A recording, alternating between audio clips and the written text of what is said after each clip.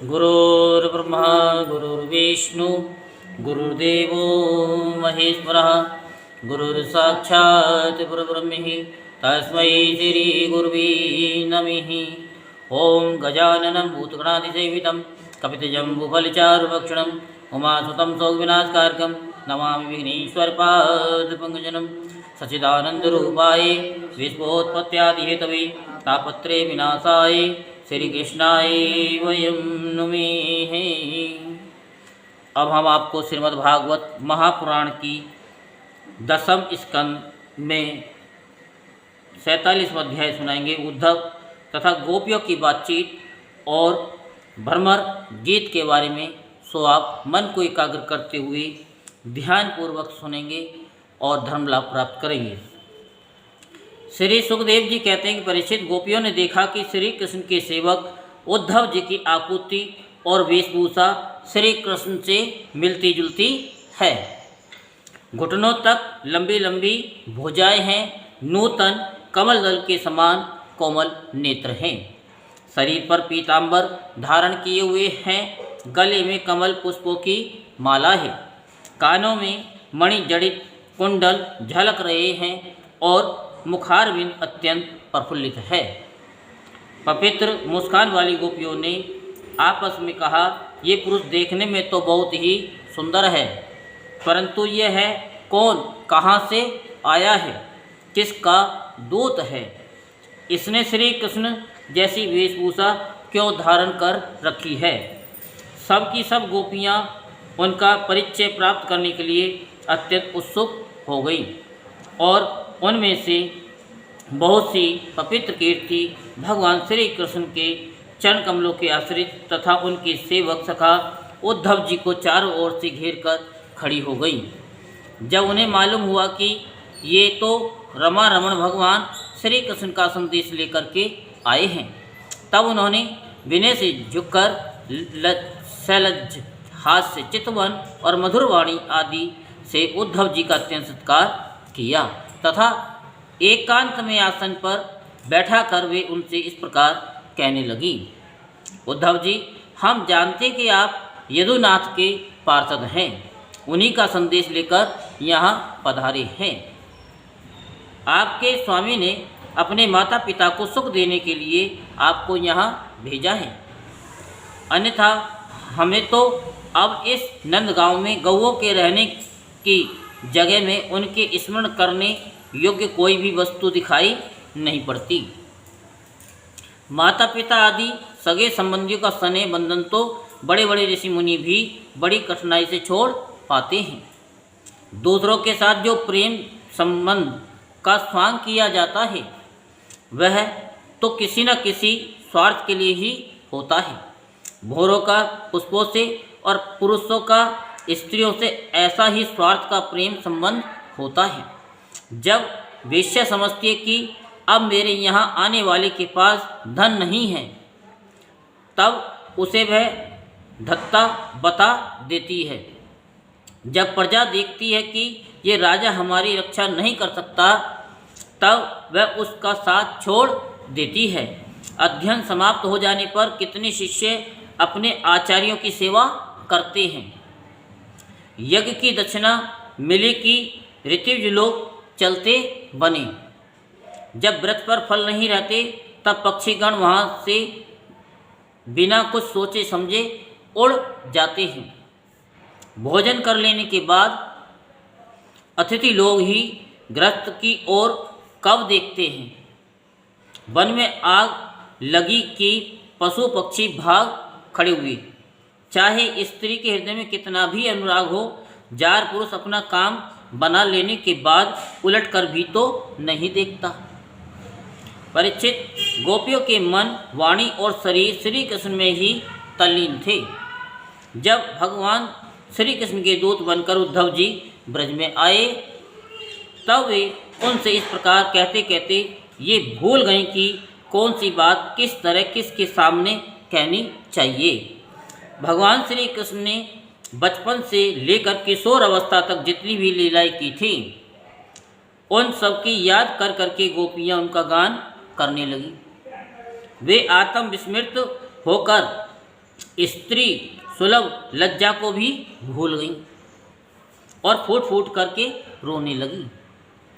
एक गोपी को उस समय स्मरण हो रहा था कि भगवान श्री कृष्ण के मिलन की लीला का।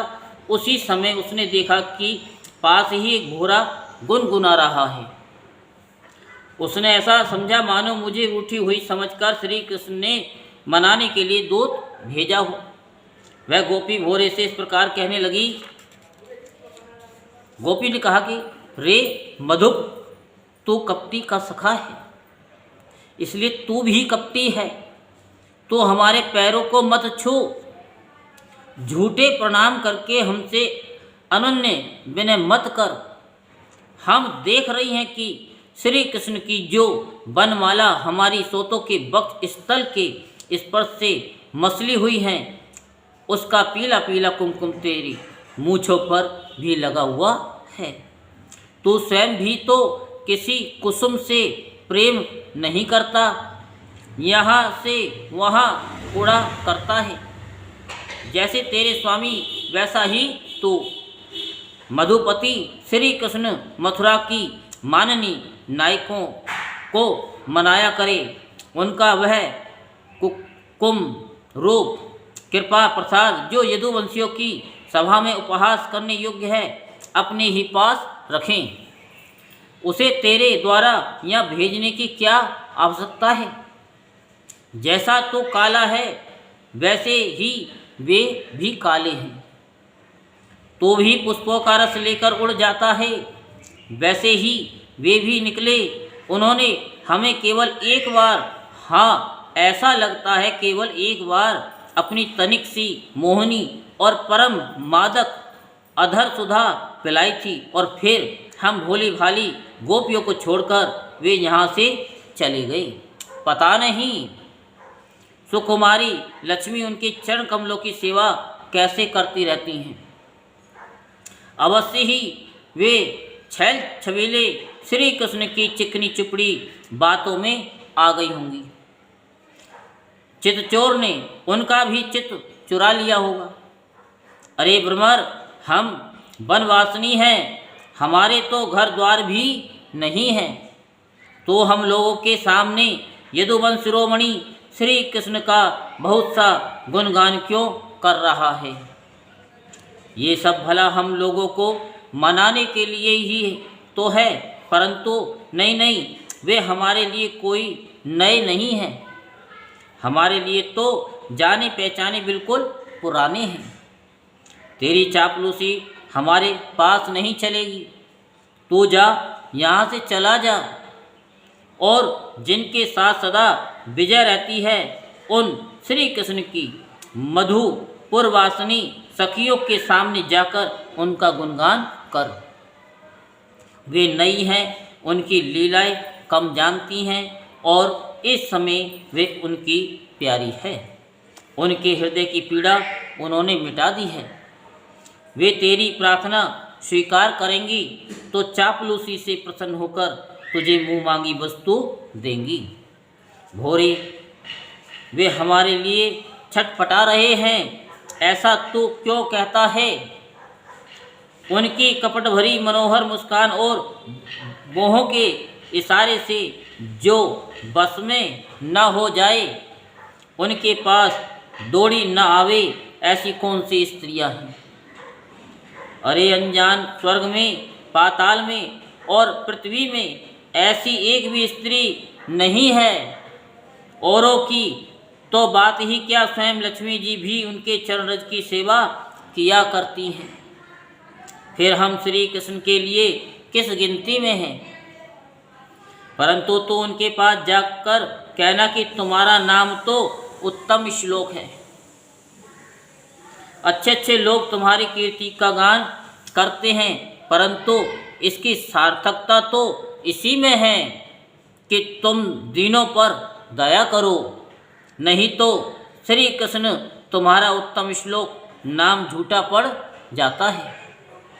अरे मधुकर, देख तो मेरे पैर पर सिर मत टेक। मैं जानती हूँ कि तो अनन्य विनय करने में, क्षमा याचना करने में बड़ा निपुण है। मालूम होता है तो श्री कृष्ण से ही यही सीख करके आया है कि झूठे हुए को और रूठे हुए को मनाने के लिए दूत को, संदेश वाहक को कितनी चाटुकारिता करनी चाहिए, परंतु उसको समझ ले कि यहाँ तेरी दाल नहीं गलने वाली। देख, हमने श्री कृष्ण के लिए ही अपने पति पुत्र और दूसरे लोगों को छोड़ दिया, परंतु उनमें तनिक भी कृतज्ञता नहीं। वे ऐसे निर्मोही निकले कि हमें छोड़कर चलते बनी। अब तू ही बता, ऐसे अकृतज्ञ के साथ हम क्या संधि करें? क्या तू अब भी कहता है कि उन पर विश्वास करना चाहिए? हेरे मधुप, जब वे राम बने हैं तब उन्होंने कपिराज बाली को व्याध के समान छिपकर बड़ी निर्दयता से मारा था। बेचारी शूर्पणखा कामवश उनके पास आई थी, परंतु उन्होंने अपनी स्त्री के वश होकर उस बेचारी के नाक कान काट लिए और इस प्रकार उसे कुरूप कर दिया।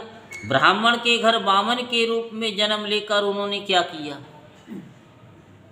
बलि ने तो उनकी पूजा की, उनकी मुँह मांगी वस्तु दी और उन्होंने उसकी पूजा ग्रहण करके भी उसे वरुण पास से बांधकर पाताल में डाल दिया। ठीक वैसे ही जैसे कौआ बलि खाकर भी बलि देने वाले को अपने अन्य साथियों के साथ मिलकर घेर लेता है और परेशान करता है।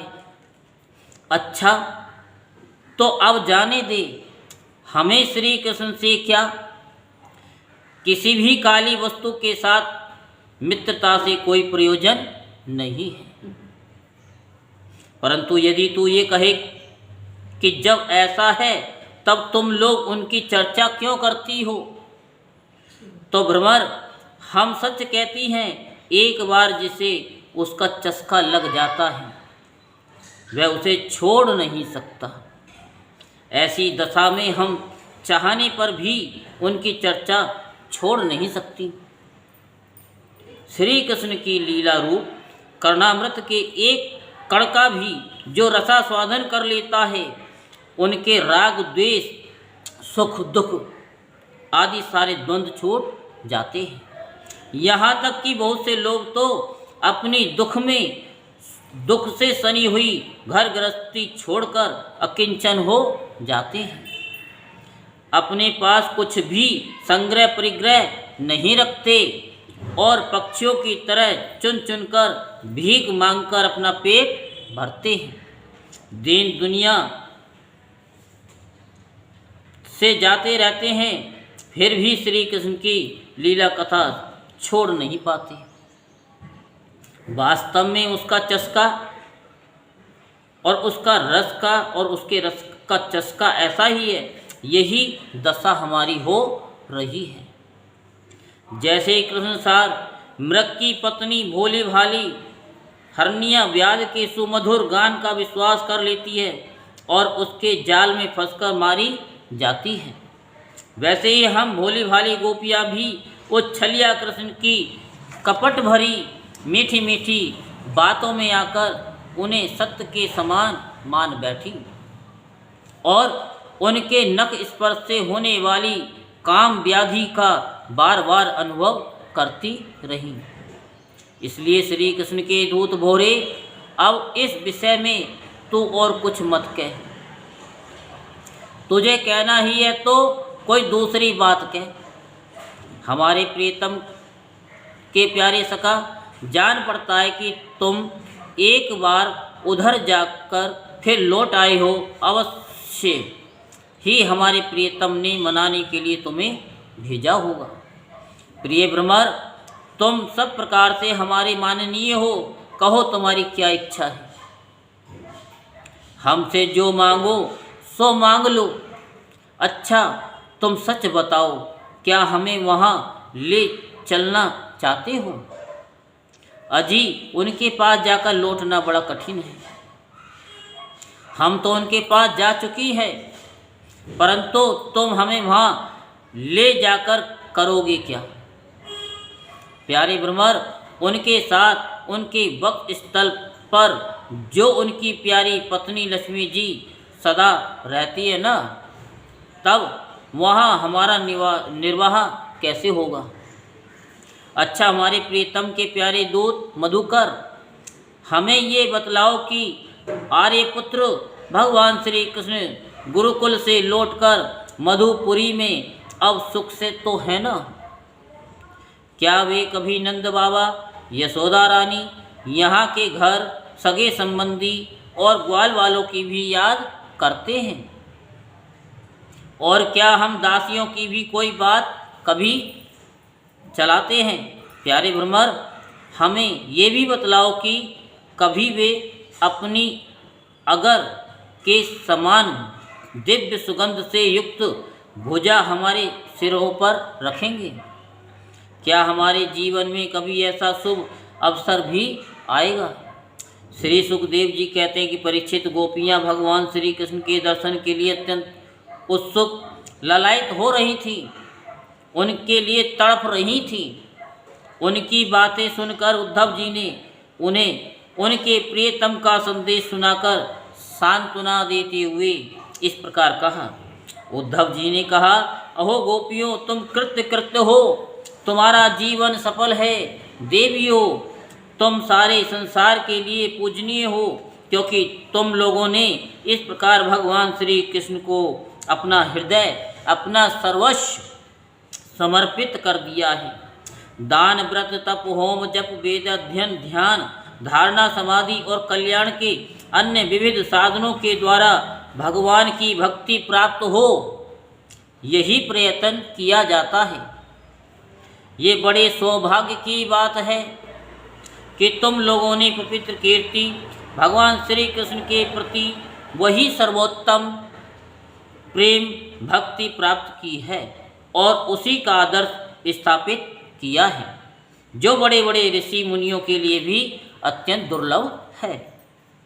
सचमुच ये कितने सौभाग्य की बात है कि तुमने अपने पुत्र, पति, देह, स्वजन और घरों को छोड़कर पुरुषोत्तम भगवान श्री कृष्ण को, जो सबके परम गति हैं और परम पति हैं, पति के रूप में वर्ण किया है। महाभाग्यवती गोपियों, भगवान श्री कृष्ण के वियोग से तुमने उन इंद्रियातीत परमात्मा के प्रति वह भाव प्राप्त कर लिया है जो सभी वस्तुओं के रूप में उनका दर्शन कराता है। तुम लोगों का वह भाव मेरे सामने भी प्रकट हुआ। ये मेरे ऊपर तुम देवियों की बड़ी दया है। मैं अपने स्वामी का गुप्त काम करने वाला दूत हूँ। तुम्हारे प्रियतम भगवान श्री कृष्ण ने तुम लोगों को परम सुख देने के लिए वह यह प्रिय संदेश भेजा है। कल्याणियों, वही लेकर मैं तुम लोगों के पास आया हूँ। अब उसे सुनो। भगवान श्री कृष्ण ने कहा है, मैं सबका उपादान कारण होने से सबका आत्मा हूँ, सब में अनुगत हूँ, इसलिए मुझसे कभी भी तुम्हारा वियोग नहीं हो सकता।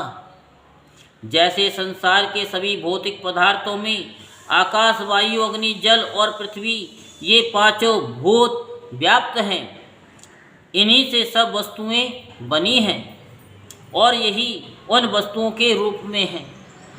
वैसे ही मैं मन, प्राण, पंचभूत, इंद्रिय और उनके विषयों का आश्रय हूँ। वे मुझ में हैं, मैं उनमें हूँ, और सच पूछो तो मैं उनके रूप में प्रकट हो रहा हूँ। मैं अपनी माया के द्वारा भूत, इंद्रिय और उनके विषयों के रूप में होकर उनका आश्रय बन जाता हूँ तथा स्वयं निमित्त भी बनकर अपने आप को ही रचता हूँ, पालता हूँ और समेट लेता हूँ। आत्मा माया और माया के कार्यों से पृथक है। वह विशुद्ध ज्ञान स्वरूप जड़ प्रकृति, अनेक जीव तथा अपने ही आवांतर भेदों से रहित सर्वदा शुद्ध है। कोई भी गुण उसका स्पर्श नहीं कर पाते। माया की 3 वृत्तियां हैं, सुषुप्ति, सपन और जागृत। इनके द्वारा वही अखंड अनंत बोध स्वरूप आत्मा कभी प्राज्ञ तो कभी तेजस और कभी विश्व रूप से प्रतीत होता है। मनुष्य को चाहिए कि वह समझे कि सपन में दिखने वाले पदार्थों के समान ही जागृत अवस्था में इंद्रियों के विषय भी प्रतीत हो रहे हैं, वे मिथ्या हैं। इसलिए उन विषयों का चिंतन करने वाले मन और इंद्रियों को रोक ले और मानो सोकर उठा हो। इस प्रकार जगत के सापनिक विषयों को त्याग कर मेरा साक्षात्कार करे। जिस प्रकार सब नदियाँ घूम फिरकर समुद्र में ही पहुँचती हैं, उसी प्रकार मनस्वी पुरुषों का वेद अभ्यास, योग साधन, आत्म विवेक, त्याग, तपस्या, इंद्रिय संयम और सत्य आदि समस्त धर्म मेरी प्राप्ति में ही समाप्त होते हैं।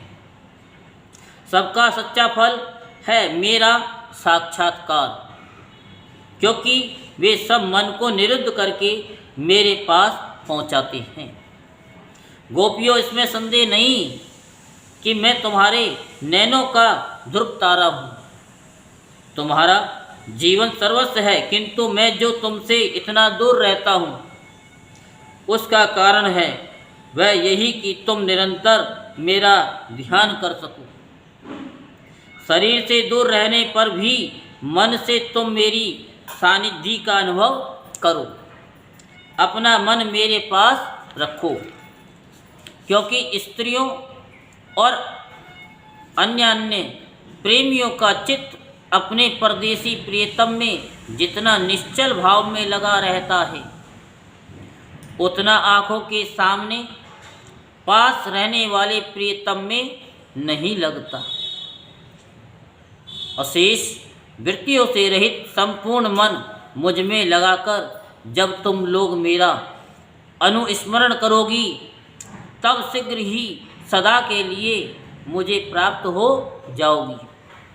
कल्याणियों, जिस समय मैंने वृंदावन में शारदीय पूर्णिमा की रात्रि में रास क्रीड़ा की थी, उस समय जो गोपियाँ स्वजनों के रोक लेने से ब्रज में ही रह गईं, मेरे साथ रास विहार में सम्मिलित न हो सकी, वे मेरी लीलाओं का स्मरण करने से ही मुझे प्राप्त हो गई थी। तुम्हें भी मैं मिलूँगा अवश्य, निराश होने की कोई बात नहीं है। श्री सुखदेव जी कहते हैं, परीक्षित, अपने प्रियतम श्री कृष्ण का ये संदेशा सुनाकर गोपियों को बड़ा आनंद हुआ। उनके संदेश से उन्हें श्री कृष्ण के स्वरूप और एक एक लीला की याद आने लगी। प्रेम से भरकर उन्होंने उद्धव जी से कहा, गोपियों ने कहा, उद्धव जी, ये बड़े सौभाग्य की और आनंद की बात है कि यदुवंशियों को सताने वाला पापी कंस अपने अनुयायियों के साथ मारा गया। ये भी कम आनंद की बात नहीं है कि श्री कृष्ण के बंधु बांधव और गुरुजनों के सारे मनोरथ पूर्ण हो गए तथा अब हमारे प्यारे श्याम सुंदर उनके साथ सकुशल निवास कर रहे हैं। किंतु उद्धव जी, ये बात आप हमें बतलाइए, जिस प्रकार हम अपनी प्रेम भरी लचीली मुस्कान और उन्मुक्त चितवन से उनकी पूजा करती थी और वे भी हमसे प्यार करते थे, उसी प्रकार मथुरा की स्त्रियों से भी वे प्रेम करते हैं या नहीं। तब तक दूसरी गोपी बोल उठी, हरि सखी, हमारे प्यारे श्याम सुंदर तो प्रेम की मोहिनी कला के विशेषज्ञ हैं। सभी श्रेष्ठ स्त्रियां उनसे प्यार करती हैं। फिर भला जब नगर की स्त्रियां उनसे मीठी मीठी बातें करेंगी और हाव भाव से उनकी ओर देखेंगी, तब वे उन पर क्यों ना रीझेंगे। दूसरी गोपी बोली, साधो, अब तो ये बतलाइए कि जब कभी नारियों की मंडली में कोई बात चलती है तो हमारे प्यारे स्वच्छंद रूप से बिना किसी संकोच के जब प्रेम की बातें करने लगते हैं, तब क्या कभी प्रसंगवश हम गंवार ग्वालिनी की भी याद करते हैं। कुछ गोपियों ने कहा, उद्धव जी, क्या कभी श्री कृष्ण उन रात्रियों का स्मरण करते हैं जब कुमुदनी तथा कुंद के पुष्प खिले हुए थे, चारों ओर चांदनी छिटक रही थी और वृंदावन अत्यंत रमणीय हो रहा था। उन रात्रियों में ही उन्होंने रास मंडल बनाकर हम लोगों के साथ नृत्य किया था। कितनी सुंदर थी वह रास लीला। उस समय हम लोगों के पैरों के नूपुर रुंझुन रुंझुन बज रहे थे। हम सब सखियां उन्हीं की सुंदर सुंदर लीलाओं का गान कर रही थी और वे हमारे साथ नाना प्रकार के विहार कर रही थी।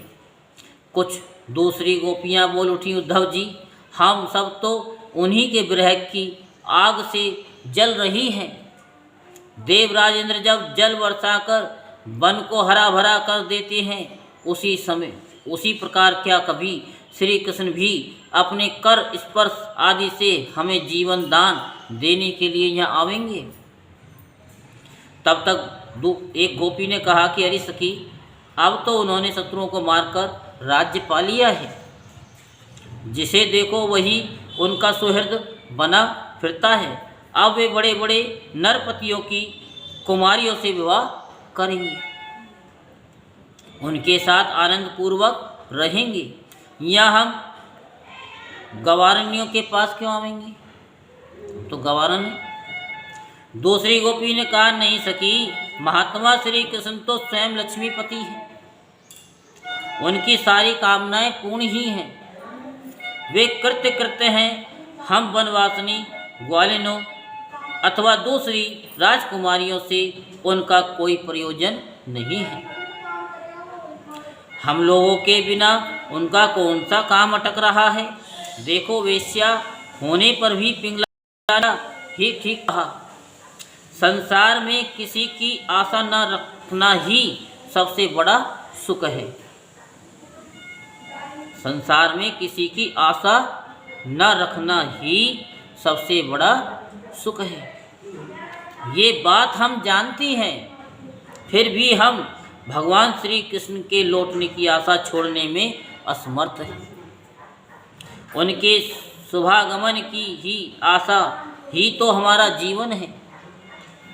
हमारे प्यारे श्याम सुंदर ने, जिनकी कीर्ति का गान बड़े बड़े महात्मा करते रहते हैं, हमसे एकांत में जो मीठी मीठी प्रेम की बातें की हैं, उन्हें छोड़ने का, भुलाने का उत्साह भी हम कैसे कर सकती हैं? देखो तो, उनकी इच्छा न होने पर भी स्वयं लक्ष्मी जी उनके चरणों से लिपटी रहती हैं। एक क्षण के लिए भी उनका अंग अंग छोड़कर कहीं नहीं जाती। उद्धव जी, ये वही नदी है जिसमें वे विहार करते थे। ये वही पर्वत है जिसके शिखर पर चढ़कर वे बांसुरी बजाते थे। ये वे ही वन हैं जिनमें वे रात्रि के समय रास लीला करते थे। और ये वे ही गौवे हैं जिनको चुराने के लिए वे सुबह शाम हम लोगों को देखते हुए जाते आते थे। और ये ठीक वैसे ही बंसी की तान हमारे कानों में गूंजती रहती है, जैसी वे अपने अधरों के संयोग से छेड़ा करते थे। बलराम जी के साथ श्री कृष्ण ने इन सभी का सेवन किया है। यहाँ का एक एक प्रदेश, एक एक धूलि कण उनके परम सुंदर चरण कमलों से चिन्हित है। इन्हें जब जब हम देखती हैं, सुनती हैं, दिन भर यही तो करती रहती हैं, तब तब वे हमारे प्यारे श्याम सुंदर नंद नंदन को हमारे नेत्रों के सामने लाकर रख देते हैं। उद्धव जी, हम किसी भी प्रकार मरकर भी उन्हें भूल नहीं सकती। उनकी ये हंस की सी सुंदर चाल, उन्मत्त हाथ से विलासपूर्ण चितवन और मधुमयी वाणी, आहा, उन सब ने हमारा चित्त चुरा लिया है। हमारा मन हमारे बस में नहीं है। जब भागवत की कथा हुई थी साल की और जब संपूर्ण होने वाली थी तो सब कह रहे गुरु जी हम कैसे जिएंगे, हम तो मर जाएंगे गोपियों की तरह। कहती थी ना, अब वो कहाँ है? घरों में तड़पती थी। अब कथा समापन की ओर जा रही है, साल भर बड़ा आनंद आया है, आपने तो देखा वो मंजर। अब कहाँ है? अब सब जी रही हैं। क्या गोपी है वो? कोई गोपी नहीं। अब आप 2 दिन नहीं आए, क्या 2 दिन तक गोपियों की तरह तुम्हारा मन यहाँ लगा रहा कि हम कथा, वहाँ कथा हो रही थी 4 बजे से 5 बजे तक गुरुजी क्या सुना रहे थे? ये अपने अंदर टटोलो कि वो भाव है या नहीं है, तभी तो पता चलेगा कि गोपियों की तरह हमको याद आती है या नहीं। ये बताने की बात नहीं, ये फील करने की बात है, क्योंकि इसका जो चस्का लग जाता है फिर छूटता नहीं है। हाँ, तो एक बार उसकी चितवन का रस ले ले जो, तो कभी उससे नहीं हो सकता। हाँ, अब लिखा तो है, क्या आपने ये फील किया या औरों ने किया? जो करेगा तो वो तो रुकेगा कैसे? कोई नहीं, कथा थोड़ी ये जी पूरी लंबी हो गई है, कोई बात नहीं, कभी कभी लंबी सुनो। तो हमारा मन हमारे बस में नहीं है। फिर उगाती हैं वही माँ मैं क्या करूँ? क्या हो गया? हाँ, पता नहीं कि उसमें दिल खो गया। तो वही सारी चीज़ें, बिंदिया हो तो ढूंढ लूँ, दिल ना ढूंढा जाए ऐसे पागल हो जाए।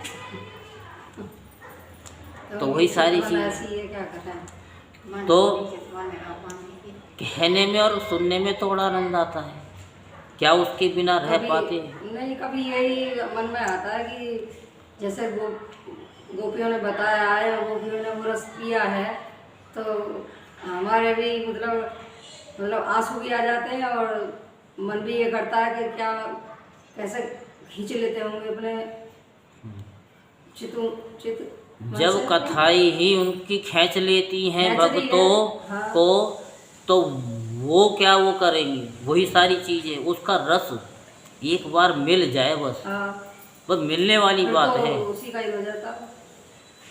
कथा सुनते सुनते आंसू की बौछार शुरू हो जाए तो समझ लो कि हमारा परमात्मा की तरफ कुछ रुझान है।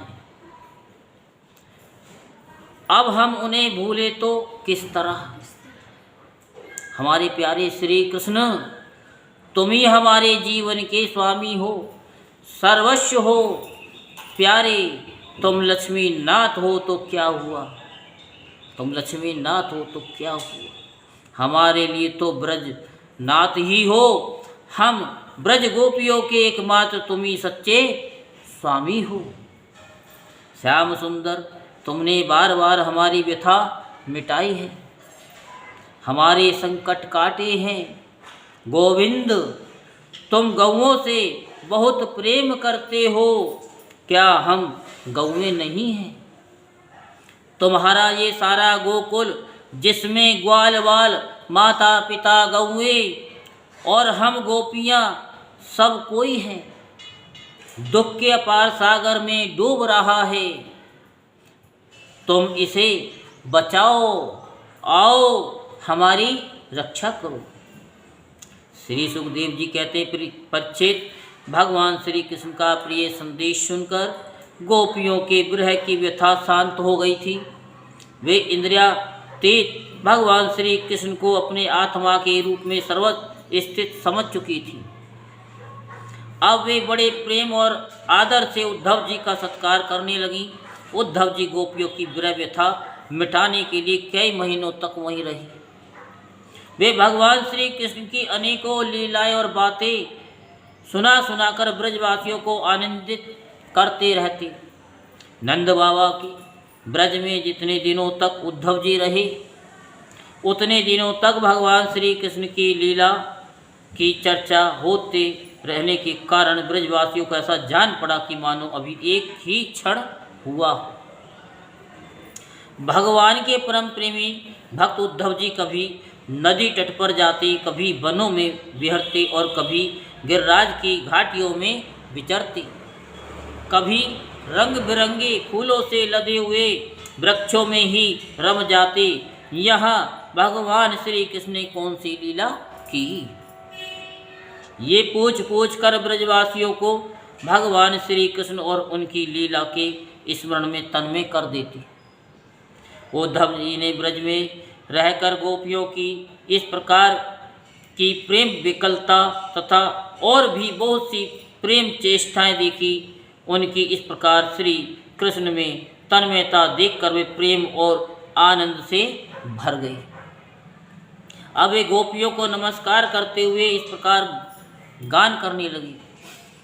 इस पृथ्वी पर केवल इन गोपियों का ही शरीर धारण करना श्रेष्ठ एवं सफल है, क्योंकि वे सर्वदा भगवान श्री कृष्ण के परम प्रेम में दिव्य महाभाव में स्थित हो गई है।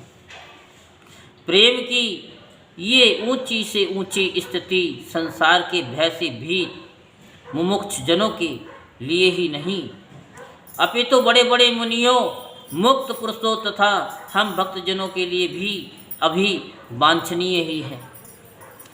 हमें इसकी प्राप्ति नहीं हो सकी। सत्य है, जिन्हें भगवान श्री कृष्ण की लीला कथा के रस का चस्का लग गया है, उन्हें कुलीनता की द्विजाति समुचित संसार की और बड़े बड़े यज्ञ यागों में दीक्षित होने की क्या आवश्यकता है। अथवा यदि भगवान की कथा का रस नहीं मिला, उसमें रुचि नहीं हुई, तो अनेक महाकल्पों तक बार बार ब्रह्मा होने से भी क्या लाभ है।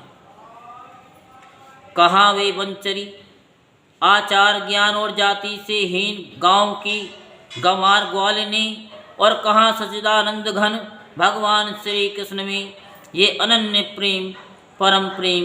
अहो धन्य है, अहो धन्य है।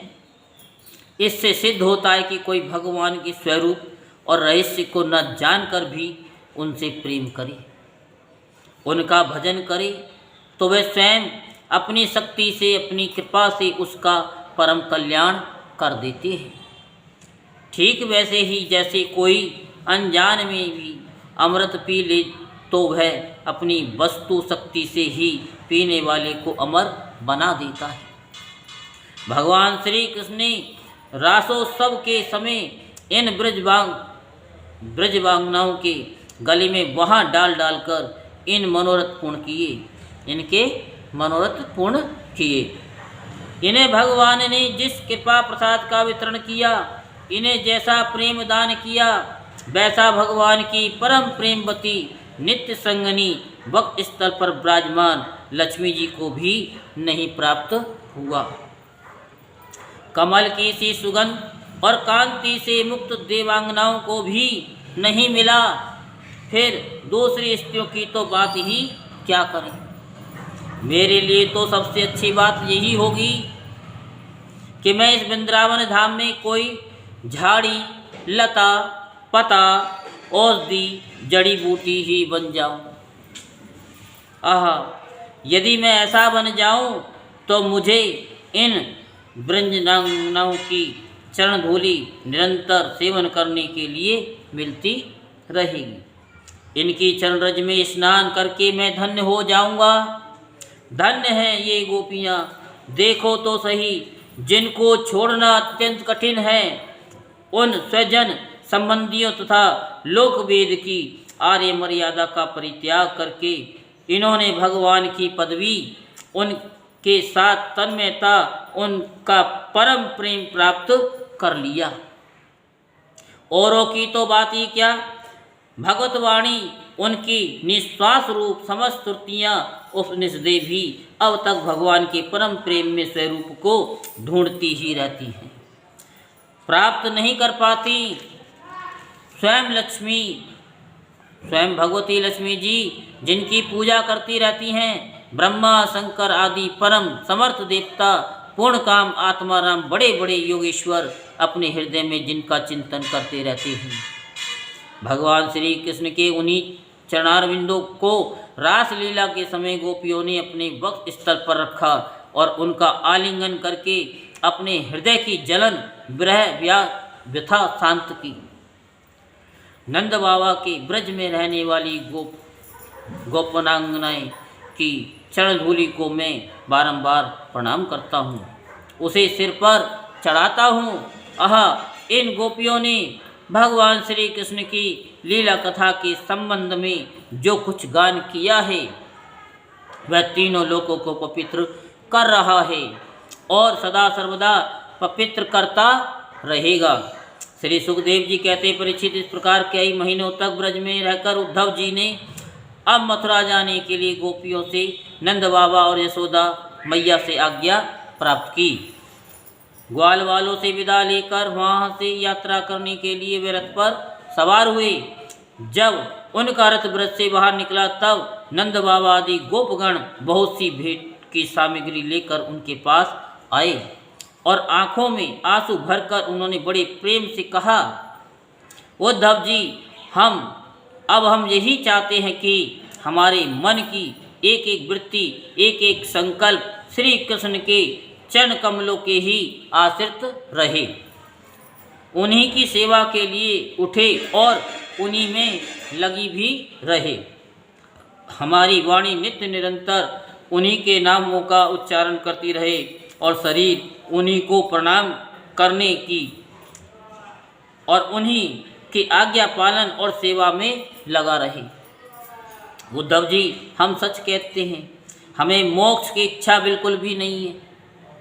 हम भगवान की इच्छा से अपने कर्मों के अनुसार चाहे जिस योनि में जन्म लें वहाँ शुभ आचरण करें, दान करें और उसका फल यही पावें कि हमारे अपने ईश्वर श्री कृष्ण में हमारी प्रीति उत्तरोत्तर बढ़ती रहे। प्रिय परीक्षित, नंद बाबा आदि गोपों ने इस प्रकार श्री कृष्ण भक्ति के द्वारा उद्धव जी का सम्मान किया। अब वे भगवान श्री कृष्ण के द्वारा सुरक्षित मथुरापुरी में लौट आए। वहाँ पहुंचकर उन्होंने भगवान श्री कृष्ण को प्रणाम किया और उन्हें ब्रजवासियों की प्रेम में ही भक्ति का उद्रक जैसा उन्होंने देखा था क्या सुनाया। इसके बाद नंद बाबा ने भेंट की जो सामग्री दी थी वह उनको वसुदेव जी, बलराम जी और राजा उग्रसेन को दे दी। यहीं पर श्रीमद् भागवत महापुराण के 10वें स्कंद का 47वां अध्याय संपूर्ण होता। बोलो वृंदावन बिहारी लाल की जय। जय श्री राधेश्याम, जय जय श्री राधेश्याम, जय जय श्री राधेश्याम।